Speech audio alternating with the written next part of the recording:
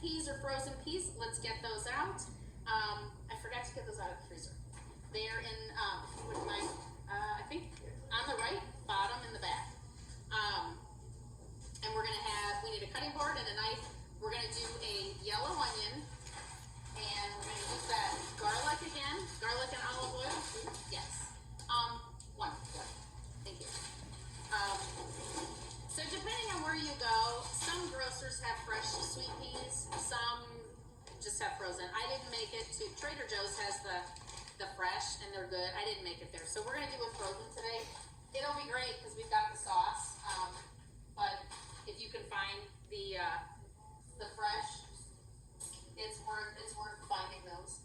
Okay, so for starters, we're gonna chop our onion, and you need garlic and olive oil, and then so the test tonight, right, was the sauce. So this is my homemade no-no-weenie sauce. My mom's mom. So this is a freezer safe jar. So when I make a big batch of sauce, I have like 10 of these, right? And I stick them in the freezer. So this is the homemade sauce. Most of you probably have a jar of store-bought sauce. So that'll be part of the test with what you taste tonight versus what you might taste later in a course. So we will make this same dish, and I want you to maybe think about that. So have your sauce ready, because we'll add that in a little bit. So let's cut our onion. So I'm gonna just... Did you say you're gonna make sauce at a later time in one of your classes? I am. So My sauce? Winona sauce? Uh-oh. You're gonna make Facebook?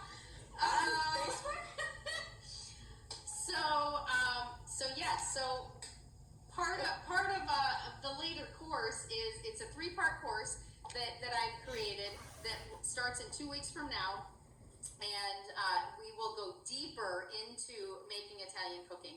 And one of the things that we will make is, but Sandy's asked permission, is no-no-weenies marinara sauce. So It's been all in the family, you know.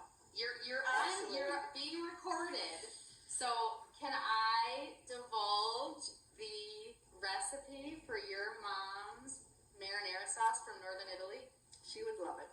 She would be so proud. She would be so Oh. proud. So you guys are in for a treat. This is it, because I made it last week. We will make this in a future course with prior authorization. So I think we have the green light. So we're gonna get that going. So I'm cutting the ends off the onion. So I have just, this bowl here is for my veggies so that I can compost my veggie waste. So I'm just throwing stuff in this bowl. And I'm just gonna chop this in little pieces, bite-sized pieces, whatever, kind of dicing it, right? Taking that first layer of skin off so it's not all icky. And then I'm just gonna give it a rough chop. And we're gonna, Mom, could you turn that front right oven on? Burner, you mean? Yeah, sorry, yes. And maybe just like a low medium. And we'll get that pan going. So when I start this, or really any Italian dish, I put the onion in first. I do not put the garlic in first, because the garlic cooks much faster, and I don't want it to burn. It's going to be on low heat, so it's probably not going to burn, but I don't want it to caramelize and get sweet. I want the garlic flavor, so I'm going to wait to put this in. I'm going to add a little bit of olive oil and the onion only, just to start. So I'm just going to slice this up. Yeah, see, I do this different. I don't really know how to do the chop. You know where they do the whole onion and they kind of do this, and then I don't know how to do that. So you can cut your onion however you can hold on to it. Just keep your fingers away from the knife and just chop it however you can. You know, I can get it in two sections. I can't get that. You know how they do that whole onion and they cut like 3/4, and then all of a sudden they turn it and they cut it and like the whole thing just chops. Can you do that? I do this, and then when I'm all finished, I just take this and I go like this. Oh, to make them smaller? Just to make sure everything's kept. Okay. Awesome. So I've tried that whole thing, and I can't get it. So different techniques than you're gonna find on TV or online. All right. So I cut the whole onion up with 1 pack of the peas. I'm probably actually not going to put this whole onion in because that's a lot of onion.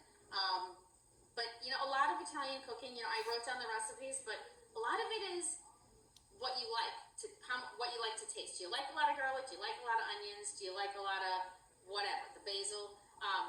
So I gave you kind of an estimate, but it's really everything is to taste, right? You know, when Nono was showing us how to make stuff, it was you throw some of this in, you throw some of that in, you know, so we've had to kind of It's very difficult to tell people what you're making because there's no special amount. There's no 1/4 of a cup or 1/3 of a cup. You take a handful, does it feel good? Okay, throw it.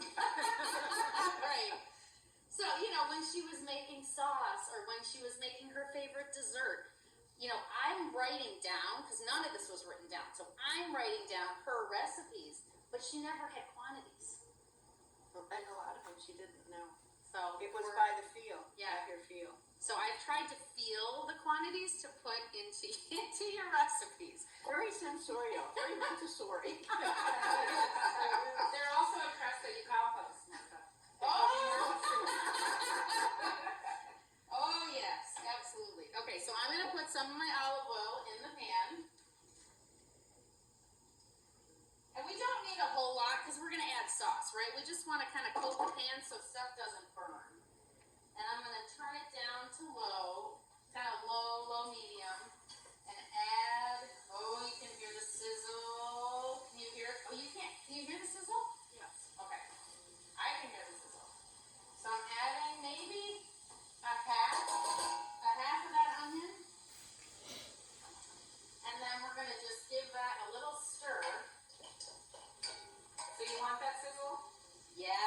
The sizzle's good. Okay, the sizzle's good. The sizzle's good, but then you want to turn the heat down because you don't want the onions to burn. You want to turn your pot on first before you put those in, and you'll hear that sizzle. Yeah. So I'm going to get my garlic ready. So if you have just whole garlic, you can crush those. I can show you a quick way to do those.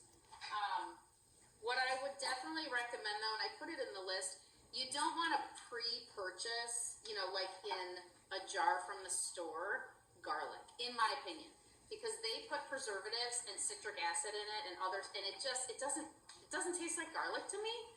So I never buy that. I always buy either the garlic, you know, in the shells or the pre-shelled stuff. And I make, and I'll show you how to do this again in a later course, but the fresh garlic is always going to give you the best flavor.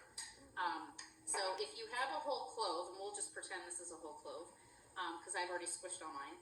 If you take a big knife like this and you turn it on its side, take your fingers up, palm down, and you go like this, like that, it really squishes it so that it ends up like this. Alternatively, you can, like, you know, put this in if you have a little Cuisinart and just zap it. There's lots of garlic crushing tools out there. So whatever you have to get the garlic crushed or diced really small. On Goodfellows, didn't they use a razor blade? I don't remember that. Okay, yeah. All right. So we'll add our garlic in a couple minutes. I'm just going to turn this up a tiny bit.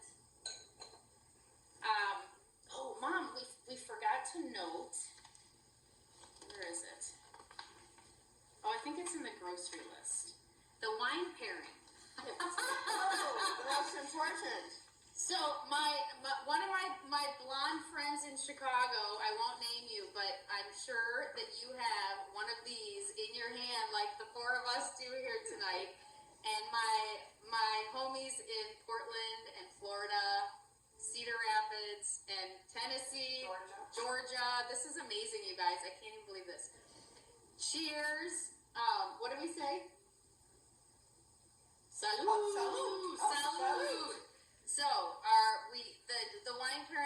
dry Chardonnay or a dry Pinot. So we're a red family, so we're drinking the red. But whatever you have, salud.